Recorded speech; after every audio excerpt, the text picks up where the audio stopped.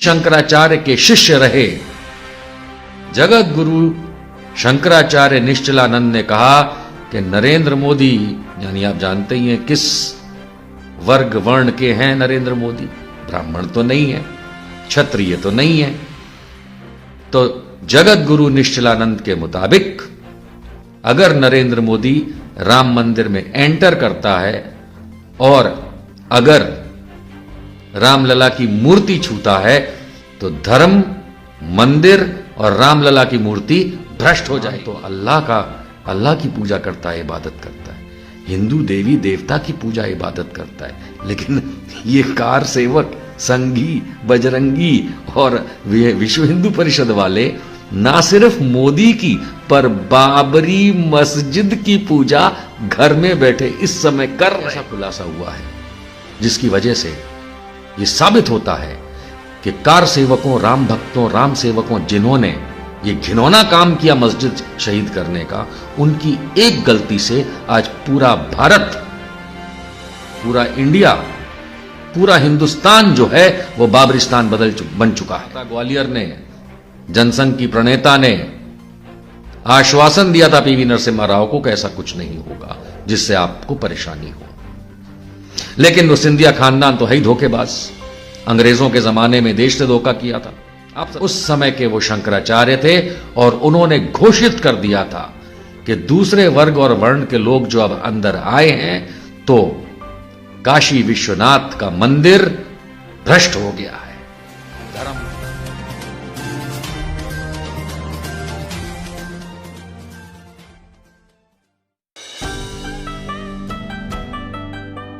जगत गुरु शंकराचार्य ने आखिरकार नरेंद्र मोदी प्रधानमंत्री के खिलाफ धार्मिक मोर्चा खोल ही दिया है। बताता हूं, पहले जरा चश्मा उतार लो। नरेंद्र मोदी के खिलाफ धर्म गुरु एक नहीं, चारों शंकराचार्यों ने मोर्चा खोल दिया है, धार्मिक मोर्चा। बात आगे बढ़ने से पहले आप लोगों को यह निर्णय लेना होगा कि अगर आप आस्तिक हैं, धार्मिक हैं, तो किसकी बात सुनते हैं, धर्मगुरु की या किसी फालतू पॉलिटिशियन की? यह निर्णय आपका है। यह निर्णय मेरा नहीं हो सकता, किसी और का नहीं हो सकता, यह स्वयं का निर्णय होता है। तो हर इंसान खुद यह निर्णय करे कि क्या आप धर्म को यदि मानते हैं, आस्तिक हैं, भगवान या ईश्वर के प्रति आपकी आस्था है, तो आप किसकी बात सुनेंगे, वेदों की, शास्त्रों की और उनके ज्ञाता शंकराचार्यों की, या किसी आलतू फालतू राजनीतिक व्यक्ति की? यह निर्णय आप करिएगा, मैं नहीं करूंगा। लेकिन हां, मैं यह बताता हूं कि जगत गुरु ने क्यों नरेंद्र मोदी के खिलाफ धार्मिक मोर्चा खोला है। यह बात आपको कोई नहीं बताएगा। चलिए शुरुआत करते हैं। चारों शंकराचार्य अयोध्या में होने वाले राम जन्म भूमि मंदिर के उद्घाटन में नहीं जा रहे हैं, यह आप लोगों को पता है। क्यों नहीं जा रहे हैं, यह आप में से कितनों को पता है? मैं जानता हूं अधिकांश को तो पता ही नहीं है कि क्यों नहीं जा रहे हैं। चलिए मैं बताता हूं। पहला कारण और आखिरी कारण जगत गुरु निश्चलानंद जी ने दे दिया है। जी, जगत गुरु निश्चलानंद उन चारों शंकराचार्यों में से एक हैं जो नहीं जा रहे हैं और उन्होंने कारण अब बता दिया है। उन्होंने यह साफ कहा है कि अगर नरेंद्र मोदी उद्घाटन करेगा राम मंदिर का, मूर्ति को छुएगा, तो क्या मैं उस नरेंद्र मोदी का जयकारा करूंगा, क्या मैं ताली बजाऊंगा? ये उनके जो शब्द हैं, ये भीतर तक चुभने वाले शब्द हैं। और जानते हैं क्यों? क्योंकि यही जगत गुरु शंकराचार्य निश्चलानंद ने जिनसे दीक्षा ली थी, जिनसे वैराग, जिनसे सन्यास की दीक्षा लेकर के वो आज यहां तक पहुंचे हैं, वो भी एक शंकराचार्य के शिष्य थे। वो शंकराचार्य के शिष्य, उस शंकराचार्य के शिष्य जिन्होंने 1958 में भारतवर्ष में और हिंदुओं में तहलका मचा दिया था। जी, 1958 में बनारस में काशी विश्वनाथ के मंदिर में वर्षों की लड़ाई के पश्चात सवर्णों के सिवाय बाकी जो लोग होते हैं, मैं शब्द का इस्तेमाल नहीं करना चाहता, सवर्णों के उपरांत बाकी जो समुदाय के लोग होते हैं, उन्हें काशी विश्वनाथ में एंट्री मिली थी। 1958 तक बनारस के काशी विश्वनाथ में सिर्फ और सिर्फ क्षत्रिय और ब्राह्मण ही जा सकते थे, अंदर नहीं जा सकता था कोई और। समझ गए? जब 1958 में लंबी जद्दोजहद के बाद जब अन्य वर्गों के वर्णों के लोगों को भी काशी विश्वनाथ के मंदिर के अंदर जाने की परमिशन मिली, तब हंगामा हो गया था। वो हंगामा उस शंकराचार्य ने किया था जो इस समय के जगत गुरु शंकराचार्य निश्चलानंद के बॉस थे।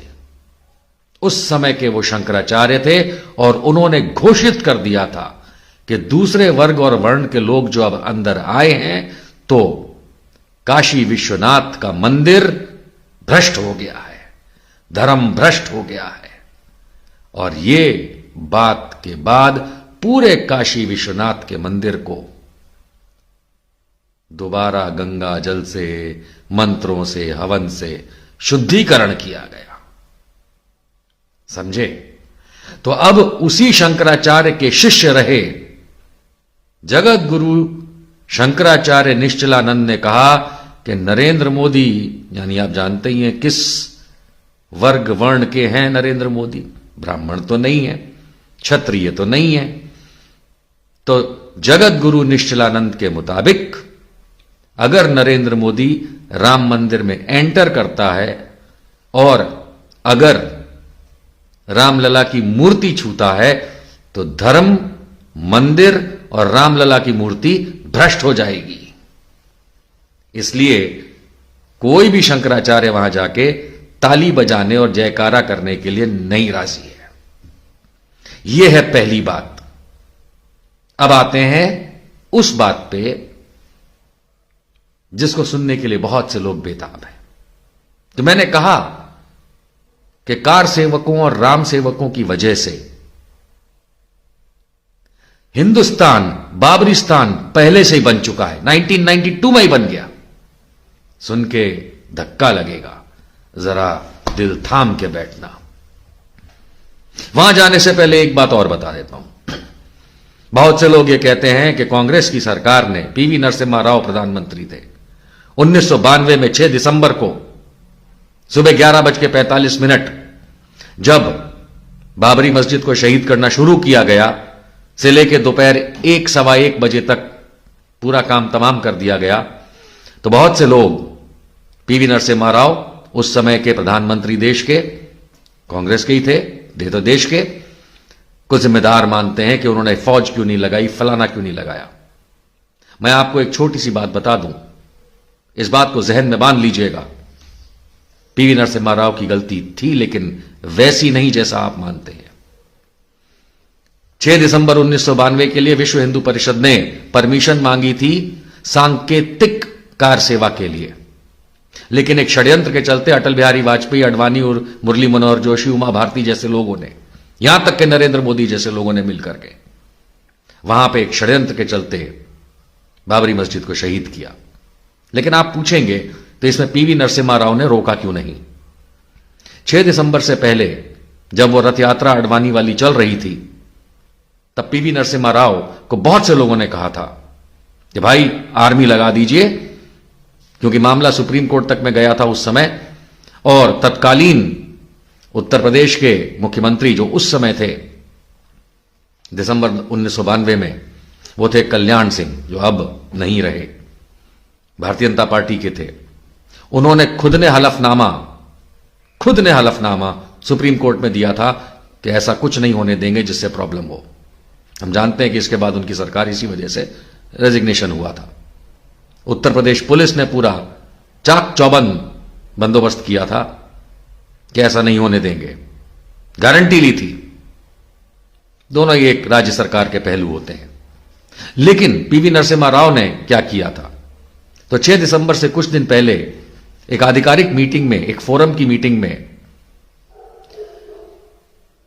विजय राजे सिंधिया, ग्वालियर घराने की राजमाता, जनसंघ की 10 में से एक प्रणेता, भारतीय जनता पार्टी के पहले वाली पार्टी, विजय राजे सिंधिया का बहुत बोलबाला था, ग्वालियर की महारानी। इस मीटिंग के अंदर पीवी नरसिम्हा राव ने विजय राजे सिंधिया से जिक्र किया था कि आप लोग कहीं कुछ गड़बड़ मत करिएगा वरना मैं आर्मी लगाता हूं। तब विजय राजे सिंधिया, जो उस जमाने में आरएसएस के चलते बहुत बड़ा नाम था, जनसंघी नाम, और बहुत इज्जत भाजपा वाले करते थे, विश्व हिंदू वाले परिषद वाले करते थे, और उनकी बोली हुई बात को माना जाता था। उन्होंने, विजय राजे सिंधिया, राजमाता ग्वालियर ने, जनसंघ की प्रणेता ने आश्वासन दिया था पीवी नरसिम्हा राव को कि ऐसा कुछ नहीं होगा जिससे आपको परेशानी हो। लेकिन वो सिंधिया खानदान तो है ही धोखेबाज। अंग्रेजों के जमाने में देश से धोखा किया था, आप सब जानते हैं। ज्योतिरादित्य सिंधिया ने अभी हाल में धोखा दिया, और इसकी दादी विजय राजे सिंधिया ने पीवी नरसिम्हा राव और साथ साथ पूरे देश को धोखा दिया। इसलिए पीवी नरसिम्हा राव पे उंगली उठाने से पहले देखिए धोखा कहां से आ रहा है। पर खैर 6 दिसंबर 1992 सुबह 11:15 बजे जो कुछ होना शुरू हुआ, दोहराने की आवश्यकता नहीं है, और 1 बजे तक। अब आप पूछेंगे तो इसमें बाबरिस्तान कहां से बन गया? आइए इसका खुलासा करते हैं, चौंकिएगा मत। वैसे थोड़ा बहुत तो चौंकेंगे। देखिए, जहां तक इस्लाम को मैं समझता हूं, एक मस्जिद जब बन जाती है तो पहली बात तो वहीं रहती है, जैसे मंदिरों का होता है कि एक बार कहीं बन गए तो फिर वहीं रहते हैं। लेकिन कई बार कई कारणों से उसको रीलोकेट किया जाता है, स्थानांतरित किया जाता है। वो अलाउड है, वो हिंदुओं के मंदिरों के लिए भी अलाउड है, ईसाइयों के गिरजाघर के लिए भी अलाउड है, और मुसलमानों में मस्जिद के लिए भी अलाउड है कि अगर उसको रीलोकेट करना है तो बाकायदा तरीके से, सलीके से, धार्मिक प्रोसीजर से उसको रीलोकेट किया जा सकता है।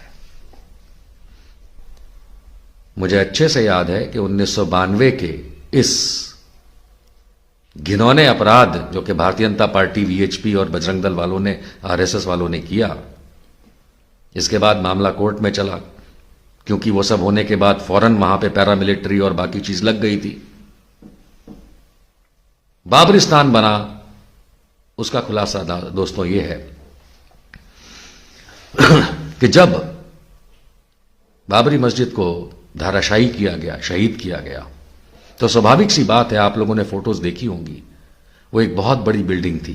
बहुत बड़ी मतलब अपने जमाने में जब बनी उस हिसाब से एक बहुत बड़ा बिल्डिंग था, बहुत बड़ा स्ट्रक्चर था। यानी अगर उसको, शहीद शब्द छोड़ के मैं तोड़े शब्द पे आ रहा हूं, कि तोड़ा गया, गिराया गया, तो बहुत सारा मलबा गिरा, बहुत सारा मलबा, कई 100 टन तक का मलबा हो सकता है, कम से कम 100 टन का मलबा तो होगा ही। क्योंकि मैं उससे ज्यादा ही मानता हूं, क्योंकि इतना बड़ा स्ट्रक्चर, आप जाकर के दोबारा गूगल पे सर्च कर सकते हैं उसकी फोटो बाबरी मस्जिद की, तो जितना उसके अंदर माल सामान लगा था उस स्ट्रक्चर को खड़ा करने के लिए, मस्जिद को खड़ा करने के लिए, वो 100 टन से कहीं ज्यादा होगा। क्योंकि एक ट्रक में 10-15 टन माल आता है कंस्ट्रक्शन का, तो उसमें जितना होगा कम से कम 500-600 टन से ज्यादा ही होगा। हो सकता है 1000 टन टोटल हो, हमें नहीं पता, लेकिन कई 100 टन कंस्ट्रक्शन मटेरियल था। और एक बार मस्जिद बन जाने के बाद उसमें लगे हर वो चीज जिससे वो मस्जिद बनी है कंस्ट्रक्शन की, चाहे मिट्टी हो, ईंट हो, पत्थर हो, लोहा हो, और भी कुछ भी हो, उसका इस्तेमाल दोबारा उसी कार्य के लिए किया जा सकता है, किसी और कार्य के लिए नहीं किया जा सकता। आप किसी मस्जिद की ईंट लेकर के अपना घर नहीं बना सकते। इस्लामिक शरीयतन बात कर रहा हूं, शरिया के हिसाब से, कि मस्जिद में इस्तेमाल हुई जो भी चीज हो, कई जगह लकड़ी की होती है, जैसे ऊंचे पहाड़ों में धरातल वाली जमीन, नॉर्मल जमीनों के ऊपर ईंट पत्थर की बनती है, कंस्ट्रक्शन की बात कर रहा हूं, तो उसमें इस्तेमाल कोई भी कंस्ट्रक्शन का मटेरियल ना तो कूड़े कचरे में फेंका जाता है, ना इधर उधर मलबे में ढेर करके फेंक दिया जाता है, ऐसा नहीं किया जाता है। उसे बाकायदा या तो संजो के रखा जाता है कि अगर हटा दिया गया, अगर उस स्ट्रक्चर को हटा दिया जो कि मस्जिद है, कहीं की भी हो, आप अपने उसको शरीयतन तरीके से कहीं पे उसको रख सकते हैं, क्योंकि वो जगह, उस जगह की अकेले की बात नहीं, उस जगह पे बनी हर चीज जो है, उसमें लगी हर चीज जो है, वो पाक, पावन और इज्जत के काबिल, इज्जत के लायक चीज है। सही बात है। तो अब आप में से शायद ही किसी ने सोचा होगा, या शायद ही किसी को पता होगा कि उस मस्जिद को शहीद करने के बाद उसका मलबा ही बोला जाएगा, क्योंकि गिर गया तो मलबा कहलाएगा। विद ड्यू रिस्पेक्ट, कहां गया 100, 200, 300, 500 टन वो पत्थर, मिट्टी, खंभों के टुकड़े, गुंबज के टुकड़े, उनमें लगा कोई भी मेटल और बाकी अन्य चीज कहां गई? फर्ज करिए कि वो 500 टन था, 50 ट्रक का माल था, वो डंपर जैसे जाते हैं, देखते हैं ना आप लोग, तो अमूमन एक ट्रक में 10 टन होता है। आजकल तो बड़े ट्रक भी आने लगे हैं। अगर आप उस फोटो को दोबारा देखेंगे, 500-600 टन से कम नहीं होगा वो मटेरियल। कहां गया? अब इसी बात के खुलासे में आपको मालूम चलेगा कि हिंदुस्तान बाबरिस्तान कैसे बन चुका है। जब यह केस चला तो बाबरी एक्शन कमेटी के वकील हुआ करते थे सुप्रीम कोर्ट में, मरहूम जफरयाब जिलानी मेरे दोस्त थे। उन्होंने कई बार सुप्रीम कोर्ट में जिले करते पे यह बात रखी कि भाई अब तो वो ऐसा हो ही चुका है जो होना था 92 में, लेकिन कम से कम वो जो मलबा है वो हम मुसलमानों को दे दीजिए, ताकि हम उसको दोबारा विद प्रॉपर इज्जत वापस उसको हम बनाएं और मस्जिद का निर्माण दोबारा करें, रिकंस्ट्रक्ट करें, पुनः स्थापित करें, कहीं भी करें। सुप्रीम कोर्ट ने उस पर तवज्जो कभी नहीं दी।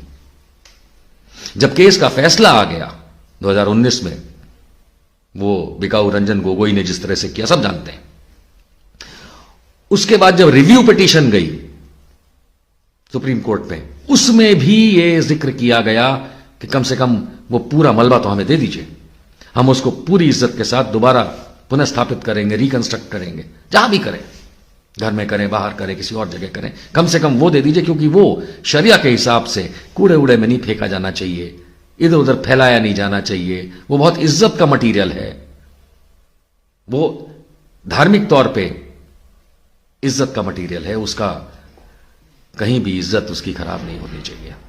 सुप्रीम कोर्ट ने उस पर भी गौर नहीं किया। रिव्यू पिटीशन भी खत्म हो गई, मुस्लिम पक्ष हार गया, सब ने अपने मान लिए, जो भी है आप सब जानते ही। अब उसके बाद क्या हुआ?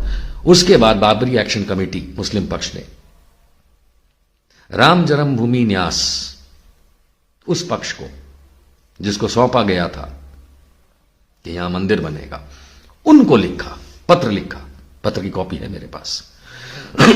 उस पत्र में उन्होंने कहा यह तो आपके किसी काम का है नहीं, यह तो मस्जिद का मलबा है, आप तो इसको विवादास्पद बोलते थे, आप ये हमें दे दीजिए।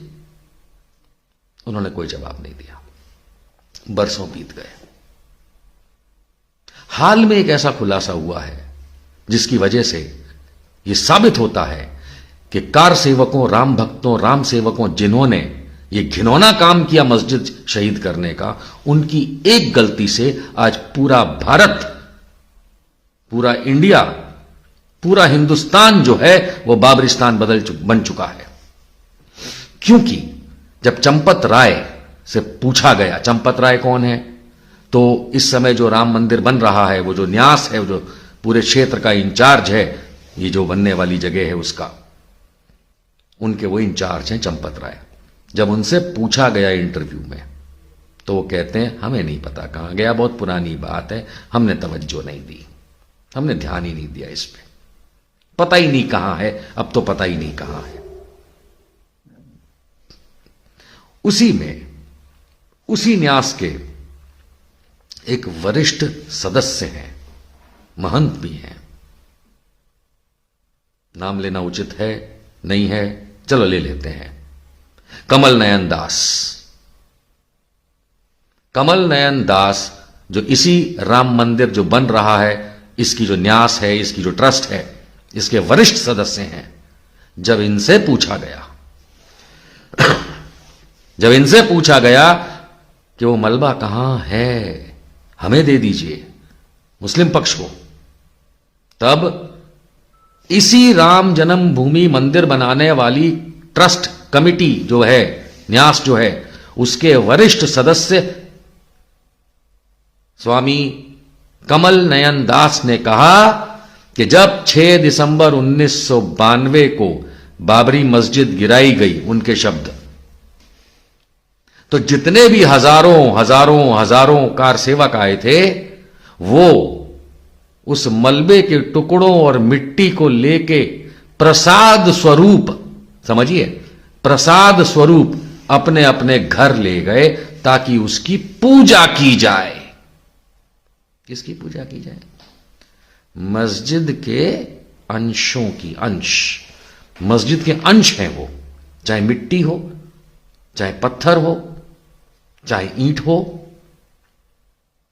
मस्जिद के उन रिस्पेक्टेड अंशों को, टुकड़ों को हजारों कार सेवक जो पूरे भारत से आए थे उस समय, पूरे इंडिया से आए थे, वो महंत कमल नयन दास वरिष्ठ सदस्य राम जन्मभूमि मंदिर ट्रस्ट के हिसाब से और उनके कहने के हिसाब से कि हर वो हिंदू राम भक्त कार सेवक मस्जिद के वो अंश प्रसाद स्वरूप ले गया है अपने घर और उसको पूजता है।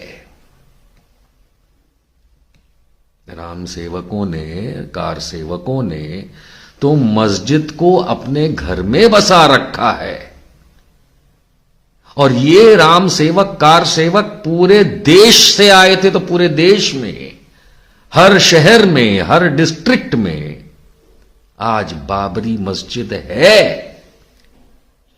हर डिस्ट्रिक्ट में है, क्योंकि हर धर्म में यह कहा जाता है कि ईश्वर, अल्लाह, गॉड तो कण कण में है, मेरे बालों में है, आपके बालों में है, पीछे दीवाल में है, कण में है, रज में है, खाने में है, पानी में है, जिस मोबाइल में आप देख रहे हैं उसकी स्क्रीन में भी है, हर चीज में ईश्वर, अल्लाह, गॉड है ना। लेकिन ये राम भक्त जो हैं, खास करके जो राजनैतिक राम भक्त हैं, ये वीएचपी और आरएसएस और बजरंग दल वाले, ये तो मस्जिदों पे चढ़ करके हरा झंडा हटा के भगवा झंडा लगाने वाले, इन्हें तो ये लगता है कि बस हिंदू ही है, पर ये मुस्लिम मस्जिद के अंश अपने घरों में प्रसाद स्वरूप रख के उसे पूज रहे हैं। देश के हजारों लाखों गांवों में, शहरों में, जिलों में, जहां जहां आप नजर उठाएंगे, जहां जहां ये कार सेवक हैं, वो अपने घर में रख के बाबरी, अल्लाह की नहीं, बाबरी की पूजा कर रहे हैं। उन्होंने कहीं फेंका नहीं उनके अंशों को, टुकड़ों को, बाबरी मस्जिद के अंश और टुकड़ों को कहीं कचरे में नहीं डाला, कहीं नाली में नहीं फेंका, कहीं इधर उधर नहीं फेंक दिया, उन्होंने अपने घरों में रखा हुआ है आज भी। और आप, उदाहरण के तौर पे मुसलमान तो अल्लाह की पूजा करता है, इबादत करता है, हिंदू देवी देवता की पूजा इबादत करता है, लेकिन ये कार सेवक, संघी, बजरंगी और विश्व हिंदू परिषद वाले ना सिर्फ मोदी की, पर बाबरी मस्जिद की पूजा घर में बैठे इस समय कर रहे हैं, क्योंकि वो प्रसाद स्वरूप उसके अंश ले गए। ये हिंदुस्तान कब का बाबरिस्तान इन्होंने बना दिया है, बस इस्लामिक रिपब्लिक ऑफ इंडिया नहीं है ये ऐसे गधे हैं कि ये राम को भी चू बना दिया। अब वो जो बन रहा है राम मंदिर, वो तो बेचारा इतना सा है, फ्यू स्क्वायर मीटर्स। और बाबरी मस्जिद, धार्मिक तौर पे पूरा देश बाबरी मस्जिद ही है इस समय, और है क्या, क्योंकि ये कार सेवक ही लेकर के बाबरी को पूरे देश में बैठे हुए हैं और पूज भी रहे हैं।